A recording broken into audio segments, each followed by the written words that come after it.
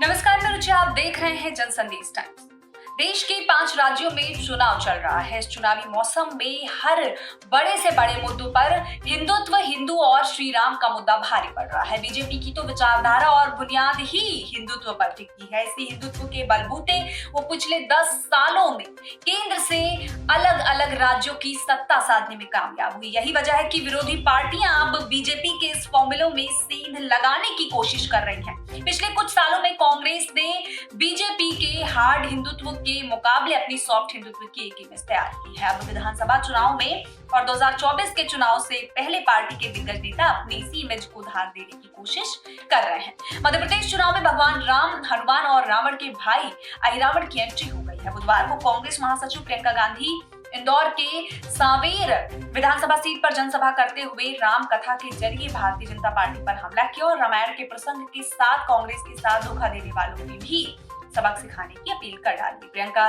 ने सांवेर के उल्टे हनुमान का जिक्र करते हुए कहा कि राम कथा का प्रसंग सुनाया। प्रियंका गांधी ने कहा कि रामायण की एक कथा आपको मालूम होगी जहां रावण ने चाल चली और भगवान राम तथा लक्ष्मण का अपहरण कर लिया। छल से दोनों को पाताल लोक लेकर गए और फिर हनुमान जी उन्हें लेने पाताल लोक गए। अहिरावण को हराया, फिर भगवान राम और लक्ष्मण को वापस लेकर आए। इसका एक मुख्य संदेश है कि जब अन्याय होता है तो इससे हमें लड़ना है। 2018 में आपने एक सरकार चुनी, जिस तरह से अहिरावण ने भगवान राम और लक्ष्मण के साथ छल किया, उसी तरह से आपके साथ हुआ है। कुछ बहरूपियों ने छल कपट करके आपको सरकार का अपहरण किया है। आज अगर आप हनुमान जी की तरह बनेंगे और अपने लिए लड़ेंगे तो नहीं लड़ेंगे अगर आप, तो कौन करेगा। देश में जातीय जनगणना की मांग को मुद्दा बना चुकी कांग्रेस को बीजेपी सबका साथ सबका विकास के नारे के साथ चैलेंज कर रही है। ऐसे में कांग्रेस को भी पता है कि अगर चुनावी समर में भारतीय जनता पार्टी को मात देनी है तो बीजेपी के कोर एजेंडे में सेंध लगाना बहुत जरूरी है। और कांग्रेस विधानसभा चुनाव की परीक्षा के साथ साथ 2024 की तैयारियों में हिंदुत्व, हिंदू और श्री राम को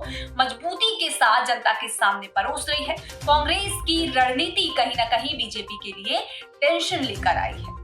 फिलहाल के लिए जो चीजें चल रही हैं राजनीति में, तो कहीं ना कहीं जो अन्य पार्टियां हैं वो भी बीजेपी का मकसद समझ चुकी हैं और किस तरह से चीजें निकलकर सामने आती हैं, किस तरह की बयानबाजियां होती हैं, देखना हम होने वाला है। जो भी चीजें निकलकर सामने आएंगी आप तक जरूर पहुंचेंगी।